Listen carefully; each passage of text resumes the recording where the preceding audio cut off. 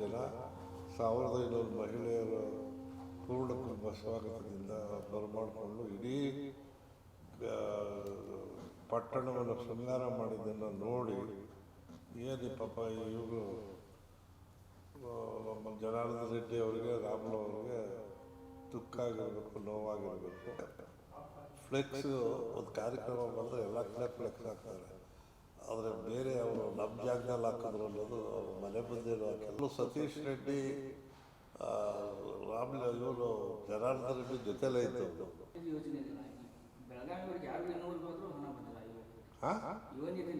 ಯಾಕೆ ಭಾಳ ಯಾವ ಟಿ ವಿ ಯಾವುದು ಏನು ಅಲ್ಲ ಯಾರಿಗೂ ಬರ್ತಾ ಇಲ್ಲ ಅಂದರೆ ಏನು ನಿಮ್ಮ ಆರೋಪ ಕೊಟ್ಟೇ ಇಲ್ಲ ಅಂತಕ್ಕಂಥದ್ದು ಯಾಕೋ ಕನ್ನಡಮ್ಮ ಪತ್ರಿಕೆಯವ್ರಿಗೆ ನಮಗೆ ಭಾಳ ರಾಂಗ್ ಕ್ವಶನ್ ಕೇಳ್ತಾರೆ, ಇರೋ ವಾಸ್ತವಾಂಶನ ಕೇಳ್ತಾ ಇಲ್ಲ. ಮಹಾನ್ ನಾಯಕರುಗಳು ಅವ್ರ ರಾಜ್ಯಗಳಲ್ಲೂ BJP ಅವ್ರು ಕೊಡ್ತಾ ಇದ್ದಾರೆ, ಅದನ್ನು ನಾವೇ ಕಾಮೆಂಟ್ ಮಾಡ್ತಾ ಇಲ್ಲ. ಅದಕ್ಕಿಂತ ವಿಶೇಷವಾಗಿ ಬಿಹಾರದಲ್ಲಿ ಎಲ್ಲರೂ ಸೋನಿಯಾ ಗಾಂಧಿ ಆಗಕ್ಕಾಗಲ್ಲ. ಇಡೀ ಭಾರತದ ಸೋನಿಯಾ ಗಾಂಧಿನೇ ಪ್ರಧಾನಿ ಆಗಬೇಕು ಅಂತಕ್ಕಂಥ ಮಾತು ಬಂದಾಗ ಸೋನಿಯಾ ಗಾಂಧಿಯವರು ಬೇಡ ಅಂತ ಹೇಳಿದ್ರೆ ಮನಮೋಹನ್ ಸಿಂಗ್ ಅಂತಂದರು. ನೀವು ಯಾವ್ದು ಕವರ್ ಮಾಡ್ತೀರಿ? ಈಗ ನನಗೊಂದು ಸ್ವಲ್ಪ ನೀವು ಯಾವುದಕ್ಕೆ ಒಂದು ಸೀಮಿತ ಇಟ್ಕೊಂಡಿಲ್ಲ. ನಾನು ಸ್ವಲ್ಪ ಸೀನಿಯರ್ ಪೊಲಿಟಿಷಿಯನ್, ಸೀನಿಯರ್ ರಾಜಕಾರಣಿ. ನಿಮಗೆ ಗ್ಯಾರಂಟಿದು ಮಾಡೋಂಗಿದ್ರೆ ಒಂದು ಮಾಡಿ. ಎರಡನೇದು ಸಿದ್ದರಾಮಯ್ಯನವರು ಮುಖ್ಯಮಂತ್ರಿ. ನಾನು ಇದೇ ರೀತಿಯೇ ಬಂದಿರೋದು, ಭಾಳ ವರ್ಷಗಳಿಂದ ಇದ್ದೀನಿ. ಡೈವರ್ಟ್ ಆಗುತ್ತೆ, ನನಗೆ ಗೊತ್ತಿಲ್ಲ. ಸರಿ, ಡೈವರ್ಟ್ ಆಗಲ್ವಾ? ನಾನು ಇನ್ನು ವಯಸ್ಸಿನಷ್ಟು ನಾನು ರಾಜಕೀಯ ನಿನ್ನೆ ವರದಿ ಕೊಟ್ಟಿದ್ದಾರೆ, ಅದಕ್ಕೆ ಕೇಳಿದ್ದೀವಿ ಸರ್. ಆಯ್ತಪ್ಪ, ವರದಿ ಏನು ಆ ಘಟನೆ ಅಲ್ಲಿ ನಡೆದಿದೆಯಾ, ಆ ಘಟನೆ ನಡೀಬಾರ್ದಾಗಿತ್ತು. ಒಂದು ಸಾವಾಗಿರ್ತಕ್ಕಂಥದ್ದು ಭಾಳ ಅನ್ಯಾಯ. ಅದು ಒಬ್ಬ ಕಾರ್ಯಕರ್ತರ ಸಾವಾಗಿರ್ತಕ್ಕಂಥ. ಬಟ್ ಇದು ಏನಕ್ಕೆ ಆಯಿತು ಅನ್ನೋದರ ಸತ್ಯಶೋಧನೆ ಮಾಡಿದಂಥ ಸಂದರ್ಭದಲ್ಲಿ ಒಂದು ದ್ವೇಷದ ಅಸೂಯೆ ರಾಜಕಾರಣ. ಯಾಕೆ ಅಂತ ಹೇಳಿದ್ರೆ, ವಾಲ್ಮೀಕಿ ಒಂದು ಪ್ರತಿಮೆಯನ್ನು ಸಾರ್ವಜನಿಕವಾಗಿ ಅಲ್ಲಿ ಮಾಡಬೇಕು ಅಂಥೇಳಿ ಪಕ್ಷಾತೀತವಾಗಿ, ಜಾತ್ಯತೀತವಾಗಿ MLA ಅವರ ನೇತೃತ್ವದಲ್ಲಿ ಎಲ್ಲರೂ ಸೇರಿ ಮಾಡೋದಕ್ಕೆ ಸಿದ್ಧತೆಯನ್ನು ಮಾಡಿಕೊಂಡು ಜಾಗ ಗುರುತು ಮಾಡಿ ಸಾರ್ವಜನಿಕ ಸ್ಥಳದಲ್ಲಿ, ಜೊತೆಗೆ ಮಾನ್ಯ ಇವ್ರನ್ನ ಎಲ್ಲ ಸೇರಿ ಪುರಪ್ರವೇಶನೂ ಮಾಡ್ಕೊಳ್ಳುವಂಥ ಸಂದರ್ಭದಲ್ಲಿ 5,000ಕ್ಕೂ ಹೆಚ್ಚು ಜನ 1500 ಮಹಿಳೆಯರು ಪೂರ್ಣ ಕುಂಭ ಸ್ವಾಗತದಿಂದ ಬರಮಾಡಿಕೊಂಡು ಇಡೀ ಪಟ್ಟಣವನ್ನು ಶೃಂಗಾರ ಮಾಡಿದ್ದನ್ನು ನೋಡಿ ಏನು ಪಾಪ ಇವರು ನಮ್ಮ ಜನಾರ್ದನ್ ರೆಡ್ಡಿ ಅವರಿಗೆ ರಾಮುಲು ಅವರಿಗೆ ದುಃಖ ಆಗಿರಬೇಕು, ನೋವಾಗಿರಬೇಕು. ಅವ್ರು ಸ್ಟೇಟ್ಮೆಂಟು ಮಾಡಿದರು, ನಾನೊಂದು ಪ್ರತಿಮೆ ಮಾಡಿದ್ದೀನಿ, ನಾನು ಪ್ರತಿಮೆ ಮಾಡಿದೆ ಈಗಾಗಲೇ, ಅಲ್ಲಿ ಇನ್ನೊಂದು ಪ್ರತಿಮೆ ಮಾಡುವಂಥ ಉದ್ದೇಶ ಏನು ಅಂತ. ಅದು ವಾಸ್ತವಾಂಶ, ಅವ್ರು ಮಾಡಿರುವಂಥ ಪ್ರತಿಮೆ ಅವ್ರ ಜಾಗದಲ್ಲಿದೆ, ಸಾರ್ವಜನಿಕರ ಜಾಗದಲ್ಲಿಲ್ಲ, ಸಾರ್ವಜನಿಕರ ವೀಕ್ಷಣೆಗೂ ಇಲ್ಲ, ಅದಕ್ಕೆ ಒಂದು ಹಾರ ಹಾಕೋಕ್ಕೂ ಅವಕಾಶ ಇಲ್ಲ. ಅಂಥದ್ರಲ್ಲಿ ಇವ್ರು ಮಾಡೋದಕ್ಕೆ ಇದಕ್ಕೆ ಎಲ್ಲ ಸಂಘಟನೆಯವರು ಸೇರಿದ್ದಾರೆ. ಫಕೀರಪ್ಪ ಮಾಜಿ MP ರಾಮುಲು ಅವರು ಸೇರಿದ್ದಾರೆ. ಕಾರ್ಯಕರ್ತರೆಲ್ಲರೂ ಸೇರಿ ಮಾಡ್ತಾ ಇದ್ದಿದ್ದನ್ನು ನೋಡಿ ಸಹಿಸಲಾರದೆ ಫ್ಲೆಕ್ಸ್ ಒಂದು ಕಾರ್ಯಕ್ರಮ ಮಾಡಿದ್ರೆ ಎಲ್ಲ ಕಡೆ ಫ್ಲೆಕ್ಸ್ ಹಾಕ್ತಾರೆ, ಆದರೆ ಬೇರೆ ಅವರು ನಮ್ಮ ಜಾಗದಲ್ಲಿ ಹಾಕಿದ್ರು ಅನ್ನೋದು ಅವ್ರ ಮನೆ ಬಂದಿರೋ ಹಾಕಿಲ್ಲ. ಅವ್ರ ಕಾಂಪೌಂಡು, ಅವ್ರ ಮನೆಯ ದೂರದಲ್ಲಿ ಸರ್ಕಾರಿ ಸಾರ್ವಜನಿಕ ಜಾಗದಲ್ಲಿ ಇದ್ದಂಥ ಜಾಗದಲ್ಲಿ ಫ್ಲೆಕ್ಸ್ ಹಾಕಿದ್ದಾರೆ. ಇಡೀ ಊರಿಗೆಲ್ಲ ಶೃಂಗಾರ ಮಾಡಿದ್ದಾರೆ. ಆ ಫ್ಲೆಕ್ಸ್ ಕಿತ್ತಾಕುವಂಥ ಮನೋಭಾವ ಬಂದಿರತಕ್ಕಂಥದ್ದು ದ್ವೇಷ ಮತ್ತು ಅಸೂಯೆ. ಆ ಸಮಯದಲ್ಲಿ ಇವ್ರು ಕೇಳಕ್ಕೆ ಹೋಗಿದ್ದಾರೆ, ಮಧ್ಯಾಹ್ನ ಕಿತ್ತಾಕಿದ್ದಾರೆ. ಇವ್ರಿಗೆ ನೋವಾಗಿದೆ ಕಾರ್ಯಕರ್ತರಿಗೆ. ಅದರಲ್ಲೂ ಸತೀಶ್ ರೆಡ್ಡಿ ರಾಮುಲು ಇವರು ಜನಾರ್ದನ್ ರೆಡ್ಡಿ ಜೊತೆಲೇ ಇದ್ದವನು. ಅವ್ರು ದೂರ ಹೋಗಿದ್ದ ಮೇಲೆ ಕೋಪ ಇತ್ತು, ಅವನ ಮೇಲೆ ಅಟ್ಯಾಕ್ ಮಾಡಿದ್ದಾರೆ.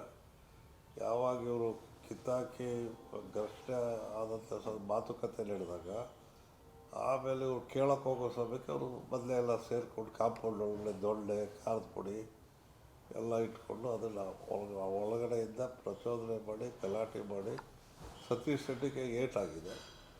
ಆ ಸಮಯದಲ್ಲಿ ಅವರ ಪರ್ಸನಲ್ ಗನ್ಮ್ಯಾನ್ಗಳು ಏರ್ ಗನ್ ಮಾಡಿದ್ದಾರೆ.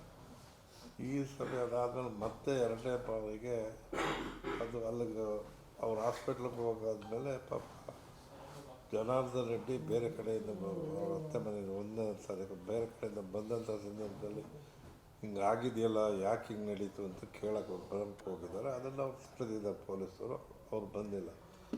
ಆ ಸಮಯದಲ್ಲಿ ಏನೆಲ್ಲ ಹತ್ತತ್ರನೇ ಜಾಗ ಅವರ ಮಾಡಿ ಮೇಲೆ ಅವ್ರ ಆಫೀಸ್ ಇದೆ, ಅವ್ರ ಮಾಡಿ ಮೇಲಿಂದಲೂ ಗುಂಡು ಬಂದಿದೆ ಅಂತಲೂ ಹೇಳ್ತಾ ಇದ್ದಾರೆ. ಇವ್ರ ಗನ್ಮ್ಯಾನ್ಗಳು ಫೈರ್ ಮಾಡಿರೋದು ಇದೆ. ಯಾರು ಗುಂಡು ಬಿತ್ತು ಅನ್ನೋದನ್ನು FSLಲ್ಲಿ ಬರಲಿ. ಬಟ್ ಆ ಗುಂಡು ಬಿದ್ದು ತಗಲಿ ಸತ್ತಿರ್ತಕ್ಕಂಥ ಒಬ್ಬ ಅಮಾಯಕ ಕಾರ್ಯಕರ್ತ, ಕಾಂಗ್ರೆಸ್ ಕಾರ್ಯಕರ್ತ. ಅದನ್ನು ನಾವು ಆತನಿಗೆ ಮನೆ ಅವ್ರ ಒಂದು ಸಂಸಾರದಲ್ಲಿ ದುಡಿಯೋರಿಲ್ಲ, ಒಬ್ಬನೇ ಇರೋದ್ರಿಂದ ಅವ್ರ ತಾಯಿ ಇದನ್ನು ಕೊಡೋ ಬಿಡೋ, ತಂದೆ ಇಲ್ಲ, ಅವ್ರ ತಂಗಿ ಅವ್ರ ಸೋದರಿ ಕೊಡೋ ಬಿಡೋ, ಅವ್ರಿಗೊಂದು ಮನೆ ಕೊಡಬೇಕು, ಅವ್ರಿಗೆ ಫೈನಾನ್ಷಿಯಲ್ ಅಸಿಸ್ಟೆನ್ಸ್ ಕೊಡಬೇಕು, ಅವ್ರಿಗೊಂದು ಅಪಾಯಿಂಟ್ಮೆಂಟ್ ಕೊಡಬೇಕು ಅನ್ನೋದು ರೆಕಮೆಂಡ್ ಮಾಡಿದ್ದೇವೆ. ಜೊತೆಗೆ ನಾವು ಸಂಘ ಸಂಸ್ಥೆಗಳು, ಪ್ರತ್ಯಕ್ಷದರ್ಶಿಗಳು, ಜಿಲ್ಲಾಡಳಿತ ಮತ್ತು ಪೊಲೀಸ್ ಅಧಿಕಾರಿಗಳೆಲ್ಲರೂ ಚರ್ಚೆ ಮಾಡಿ ಅವ್ರ ಜೊತೆಯಲ್ಲಿ ಮಾತನಾಡಿದಾಗ ನಮಗೆ ತಿಳಿದಿರೋದು ಇದು ಉದ್ದೇಶಪೂರ್ವಕವಾಗಿ ಈ ಕಾರ್ಯಕ್ರಮ ಆಗಬಾರ್ದು ಅನ್ನೋ ದೃಷ್ಟಿಯಿಂದ ನಡೆದಂಥ ಘಟನೆ. ಆದರೆ ಒಂದಂತೂ ಸತ್ಯ, ಆ ಬಳ್ಳಾರಿ ಜಿಲ್ಲೆ ಆಂಧ್ರದ ಪ್ರಭಾವ ಇದೆ ಅಂತ ನಮ್ಮ ಅನಿಸಿಕೆ. ಯಾಕೆ ಅಂತ ಹೇಳಿದ್ರೆ ಬೇರೆ ಎಲ್ಲೂ ಈಗ ಬೆಳಗಾಂ ಆಗಲಿ, ಚಾಮರಾಜನಗರ ಬೀದರ್ ಆಗಲಿ ಪ್ರೈವೇಟ್ ಗನ್ಮ್ಯಾನ್ಗಳು ಇಟ್ಕೊಳ್ಳೋವಂಥ ಪರಿಸ್ಥಿತಿಯಲ್ಲಿ ರಾಜಕಾರಣಿಗಳು ಯಾರೂ ಇಲ್ಲ. ರಾಜಕಾರಣಿಗಳು ಅಂದರೆ ಜನದ ಜೊತೆಲಿರಬೇಕು. ಅವ್ರಿಗೆ ಪ್ರೈವೇಟ್ ಗನ್ಮ್ಯಾನ್ಗಳು ಇಟ್ಕೊಂಡು ಆ ಪದ್ಧತಿ ತಪ್ಪು ಅಂತಲೂ ಕೂಡ ನಾವು ಹೇಳಿದ್ದೇವೆ. ಇದು ನಮ್ಮ ರಿಪೋರ್ಟ್. ನಮಗೆ KPCC ಅಧ್ಯಕ್ಷರು ನೇಮಿಸಿದಂಥ ತಂಡ ವಿಸಿಟು ಮಾಡಿ ವರದಿಯನ್ನು ಕೂಡ ನಿನ್ನೆ ತಲುಪಿಸಿದ್ದಾರೆ. ಫೆಬ್ರವರಿ ಮಾರ್ಚ್ ತಿಂಗಳಲ್ಲಿ ಮಾತ್ರ ಸರ್ಕಾರದಿಂದಲೇ ಬಿಡುಗಡೆ ಆಗಿದೆ. ಆ 2 ತಿಂಗಳ ಹಣ ಬರಬೇಕಾಗಿದೆ. ಬಿಟ್ಟರೆ ಅದನ್ನು ಕೂಡ ಬಿಡುಗಡೆ ಆಗಿದೆ. 5 ಸಾವಿರ ಹಣ ಮಿಸ್ಯೂಸ್ ಆಗಿದೆ ಅಂತಕ್ಕಂಥದ್ದು ಸುಳ್ಳು ಪ್ರಚಾರ. ಅದು ಮಾನ್ಯ ಮುಖ್ಯಮಂತ್ರಿಗಳು ಕೂಡ ಅದನ್ನು ಅಸೆಂಬ್ಲಿಯವರು ಹೇಳಿದ್ದಾರೆ, ಡಾಕ್ಯುಮೆಂಟ್ ಇದೆ. ನೀವು ಯಾವ ಆಧಾರದ ಮೇಲೆ ಕೇಳಿದ್ರೂ ಗೊತ್ತಿಲ್ಲ, ಸರಿಯಾದ ರೀತಿಯಲ್ಲೇ ಹಂಚಿಕೆ ಆಗ್ತಾಯಿದೆ. ವಿಜೇಂದ್ರ ಅವರು ಹೇಳ್ತಾರೆ ಸರ್ 5,000 ಕೋಟಿ, ಸ್ವಲ್ಪ ಜೋರಾಗಿ ಕೇಳಿ. ವಿಜೇಂದ್ರ ಅವರು ಹೇಳಿದ್ರು 5,000 ಕೋಟಿ ಬಿಹಾರ ಚಿಹ್ನೆ ವರ್ಗಾವಣೆ ಮಾಡಿದೆ. ನಾನು ಹೇಳೋದನ್ನು ನೀವು 2ನೇ ಸಾರಿ ಕೇಳ್ತಾ ಇದ್ದೀರಿ. ಸರ್ಕಾರದಿಂದ ಖಜಾನೆಯಿಂದ ಬಿಡುಗಡೆ ಆಗದೆ ಇರ್ತಕ್ಕಂಥದ್ದು 2 ತಿಂಗಳು, ಜೊತೆಗೆ ಯಾವುದೇ ಹಣ ಬಿಡುಗಡೆ ಆದ್ರೂ ನೇರವಾಗಿ ಇದರಲ್ಲಿ ಮಧ್ಯವರ್ತಿಗಳಿಲ್ಲ ಮತ್ತು ಯಾವುದೇ ಬೇರೆ ಇಲಾಖೆ ಮೂಲಕ ಅವರು ನೇರವಾಗಿ ಇಡೀ ಭಾರತದಲ್ಲಿ ಆಯಾ ಫಲಾನುಭವಿಗಳಿಗೆ DBT ಮೂಲಕ ಹೋಗ್ತಕ್ಕಂಥ ಕಾರ್ಯ ಮಾಡೋದು ಭಾರತದಲ್ಲೇ ಪ್ರಥಮ, ಯಶಸ್ವಿನೂ ಕೂಡ ಆಗಿದೆ. ಅದರಿಂದ ಅದು ಸುಳ್ಳು ಅಂತಕ್ಕಂಥದ್ದು. ಈಗ ಹೊಸ ಅರ್ಜಿಯಿಂದ ಹೊಸ ಅರ್ಜಿ ಹಾಕ್ತಾರಲ್ಲ ಸರ್, ಅವು ಪೆಂಡಿಂಗ್ ಆಗ್ತಾ ಇದೆ. ಹೊಸ ಅರ್ಜಿ ಈಗ ಮತ್ತೆ ಹಾಕಿದರೆ ಪೆಂಡಿಂಗ್ ಆಗ್ತಾ ಇದೆ ಅಥವಾ ಹಾಕ್ತಾ ಇದ್ದಾರೆ ಹೊಸ ಅರ್ಜಿ? ಗೃಹಲಕ್ಷ್ಮಿ ಹೊಸ ಅರ್ಜಿ ಅಂದರೆ ಮತ್ತೆ ಈಗ ಯಾರು 1,25,00,000 ಜನ ಇದ್ದಾರೆ ಮನೆ ಯಜಮಾನಿದರು. ಬೇರೆ ಅದರಲ್ಲಿ 2 ತೊಂದರೆ ಇತ್ತು, ಅದನ್ನು ಸರಿಪಡಿಸೋದಕ್ಕೆ ಪ್ರಯತ್ನ ಮಾಡಿದ್ದೀವಿ. ಏನು GST ಪೇಯಿ ಮತ್ತು GST ರೆಗ್ಯುಲರ್ ಕಟ್ತಕ್ಕಂಥವ್ರು. ಈಗ GST ಅಂದ್ರೇನು? ವ್ಯವಹಾರ ಮಾಡಿ ರೆಗ್ಯುಲರಾಗಿ ಅವರು ಬಿಸ್ನೆಸ್ ಮಾಡ್ತಾಯಿದ್ರೆ GST ಬರುತ್ತೆ. ಒಂದೇನೋ ಒಂದು ಮನೆಗೋಸ್ಕರ ಒಂದು ಕೊಂಡ್ಕೊಳ್ತಾರೆ, ಏನಾದರೂ ಒಂದು ವಸ್ತು ಕೊಂಡ್ಕೊಳ್ತಾರೆ, ಅದಕ್ಕೂ GST ಬಿದ್ದಿರುತ್ತೆ. ಅಂಥವರು 1,20,000 ಇತ್ತು, ಅದನ್ನೀಗ 59,000 ಕ್ಲಿಯರ್ ಮಾಡಿದ್ದೀವಿ. ಅದನ್ನು ಕ್ಲಾರಿಫೈ ಮಾಡ್ತಾಯಿದ್ದೀವಿ. ಮತ್ತು IT ಕಟ್ಟಿರೋರಿಗೆ ಬರೋದಿಲ್ಲ. ಅದು ಬಿಟ್ಟರೆ ಇನ್ಯಾವುದೂ ಅದರಲ್ಲಿ ತೊಂದರೆ ಆಗಿಲ್ಲ. ಸರಿ, ಯುವ ನಿಧಿ ಯೋಜನೆ ಇದೆಯಲ್ಲ, ಬೆಳಗಾವಿಯವರಿಗೆ ಯಾರಿಗೂ ಇನ್ನೂವರೆಗಾದರೂ ಹಣ ಬಂದಿಲ್ಲ. ಹಾಂ, ಯುವ ನಿಧಿನ ಯಾಕೆ ಭಾಳ ಯಾವ ಟಿ ವಿ ನಿಮ್ಮದು? ಒಂದು ಪತ್ರಿಕೆ ಯಾವುದು? ಕನ್ನಡ ಏನಪ್ಪ ಇಲ್ಲ ಸರ್, ಅಲ್ಲ ಯಾರಿಗೂ ಬರ್ತಾ ಇಲ್ಲ ಅಂದರೆ ಏನು ರೀ ನಿಮ್ಮದು ಅರ್ಜಿ ಹಾಕಿದ್ರೆ ಯಾರಿಗೂ ಬಂದಿಲ್ಲ ಅಂತ ಆರೋಪ ಮಾಡ್ತಿದ್ದಾರೆ ಸರ್. ಆರೋಪ ಸರಿ ಮಾರಾಯ. ನಾವು ಒಂದು ಸಿಸ್ಟಮ್ ಮಾಡಿದ್ದೀವಿ. ಏನು ಡಿಪ್ಲೊಮಾ ಹೋಲ್ಡರು, ಡಿಗ್ರಿ ಹೋಲ್ಡರಿಗೆ 3,000 2,000 ಅವರೇ ಹೋಗಿ ನೋಂದಣಿ ಮಾಡಿ 6 ತಿಂಗಳು ಇದನ್ನ ಚೆಕ್ ಮಾಡಿ ಕಾಲೇಜ್ಗಳಿಗೆ ಹೋಗಿ ಮತ್ತು ಯಾರು ಅಪ್ಲಿಕೇಶನ್ ಹಾಕಿದ್ರು ಅವರೆಲ್ಲ ಐಡೆಂಟಿಫೈ ಮಾಡಿ ಇವತ್ತು ನಾವು ಈ ಎಷ್ಟು ಜನಕ್ಕೆ ಹೋಗಿದೆ ಸರ್ ಯುವ ನಿಧಿ ಹಾಗಾದ್ರೆ? ಆ? ಬೆಳಗಾವಿ ಜಿಲ್ಲೆಯಲ್ಲಿ ಎಷ್ಟು ಜನಕ್ಕೆ ಹೋಗಿದೆ ಅಂತ?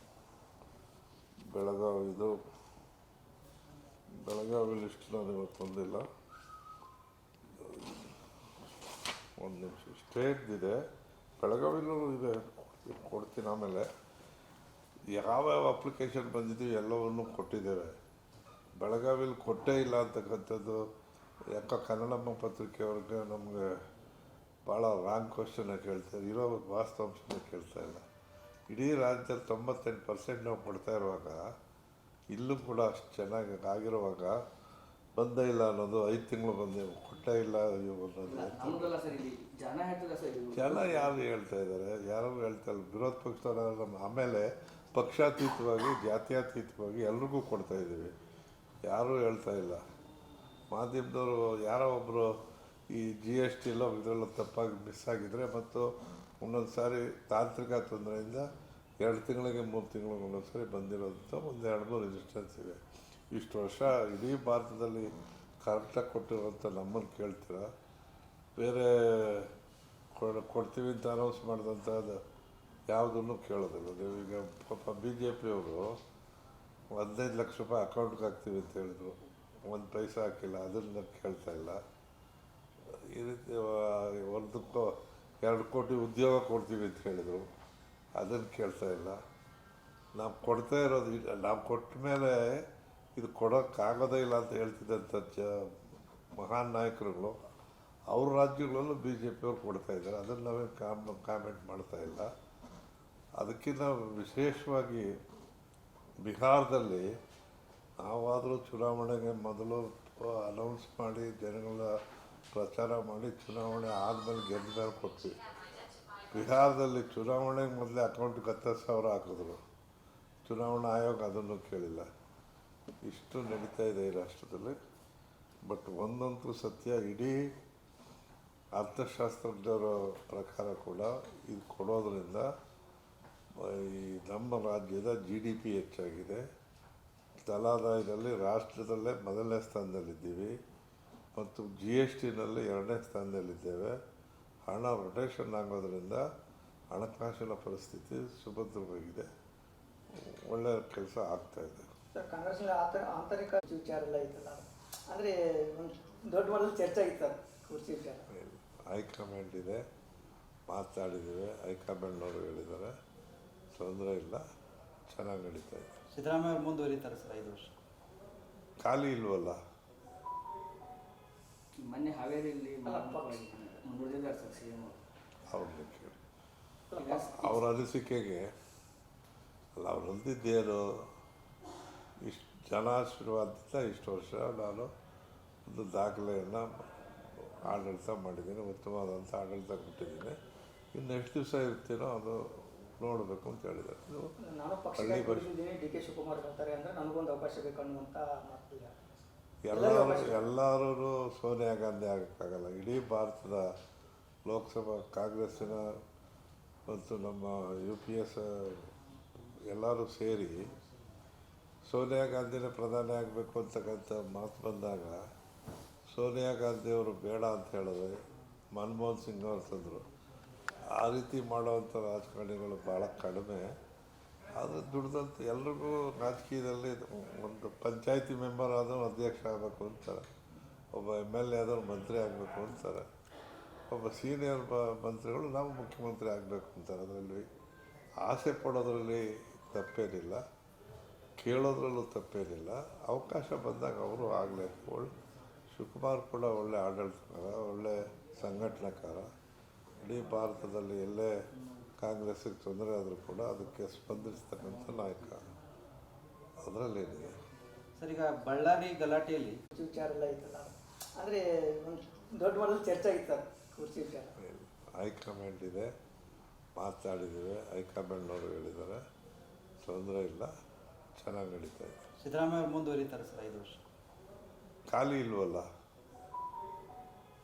ಮೊನ್ನೆ ಹಾವೇರಿಯಲ್ಲಿ ಮುಂದುವರಿದಿದ್ದಾರೆ ಸರ್ CM ಅವರು.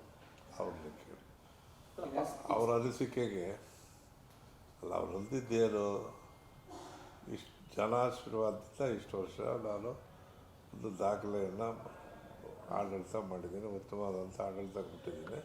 ಇನ್ನು ಎಷ್ಟು ದಿವಸ ಇರ್ತೀನೋ ಅದು ನೋಡಬೇಕು ಅಂತ ಹೇಳಿದ್ದಾರೆ. ನಾನು ಪಕ್ಷಕ್ಕೆ ಬಂದಿದ್ದೀನಿ, ಡಿ ಕೆ ಶಿವಕುಮಾರ್ ಬರ್ತಾರೆ ಅಂದರೆ ನನಗೊಂದು ಅವಕಾಶ ಬೇಕು ಅನ್ನುವಂಥ ಮಾತು. ಎಲ್ಲರೂ ಸೋನಿಯಾ ಗಾಂಧಿ ಆಗೋಕ್ಕಾಗಲ್ಲ. ಇಡೀ ಭಾರತದ ಲೋಕಸಭಾ ಕಾಂಗ್ರೆಸ್ಸಿನ ಮತ್ತು ನಮ್ಮ UPS ಎಲ್ಲರೂ ಸೇರಿ ಸೋನಿಯಾ ಗಾಂಧಿನೇ ಪ್ರಧಾನಿ ಆಗಬೇಕು ಅಂತಕ್ಕಂಥ ಮಾತು ಬಂದಾಗ ಸೋನಿಯಾ ಗಾಂಧಿಯವರು ಬೇಡ ಅಂತ ಹೇಳಿದ್ರೆ ಮನಮೋಹನ್ ಸಿಂಗ್ ಅವರು ತಂದರು. ಆ ರೀತಿ ಮಾಡೋವಂಥ ರಾಜಕಾರಣಿಗಳು ಭಾಳ ಕಡಿಮೆ. ಆದರೆ ದುಡ್ದಂತ ಎಲ್ರಿಗೂ ರಾಜಕೀಯದಲ್ಲಿ ಒಂದು ಪಂಚಾಯತಿ ಮೆಂಬರ್ ಆದವರು ಅಧ್ಯಕ್ಷ ಆಗಬೇಕು ಅಂತಾರೆ, ಒಬ್ಬ MLA ಆದವರು ಮಂತ್ರಿ ಆಗಬೇಕು ಅಂತಾರೆ, ಒಬ್ಬ ಸೀನಿಯರ್ ಮಂತ್ರಿಗಳು ನಾವು ಮುಖ್ಯಮಂತ್ರಿ ಆಗಬೇಕು ಅಂತಾರೆ. ಅದರಲ್ಲಿ ಆಸೆ ಪಡೋದ್ರಲ್ಲಿ ತಪ್ಪೇನಿಲ್ಲ, ಕೇಳೋದ್ರಲ್ಲೂ ತಪ್ಪೇನಿಲ್ಲ. ಅವಕಾಶ ಬಂದಾಗ ಅವರು ಆಗಲೇಬೇಕು. ಶಿವಕುಮಾರ್ ಕೂಡ ಒಳ್ಳೆ ಆಡಳಿತಕಾರ, ಒಳ್ಳೆ ಸಂಘಟನಾಕಾರ. ಇಡೀ ಭಾರತದಲ್ಲಿ ಎಲ್ಲೇ ಕಾಂಗ್ರೆಸ್ಸಿಗೆ ತೊಂದರೆ ಆದರೂ ಕೂಡ ಅದಕ್ಕೆ ಸ್ಪಂದಿಸ್ತಕ್ಕಂಥ ನಾಯಕ. ಅದರಲ್ಲೇನಿದೆ ಸರ್, ಈಗ ಬಳ್ಳಾರಿ ಗಲಾಟೆಯಲ್ಲಿ ಹೆಚ್ಚಿನ ವಿಡಿಯೋಗಳಿಗೆ ಪ್ರತಿಧ್ವನಿ ಯೂಟ್ಯೂಬ್ ಚಾನೆಲ್ ಸಬ್ಸ್ಕ್ರೈಬ್ ಮಾಡಿ, ಬೆಲ್ ಐಕಾನ್ ಕ್ಲಿಕ್ ಮಾಡಿ.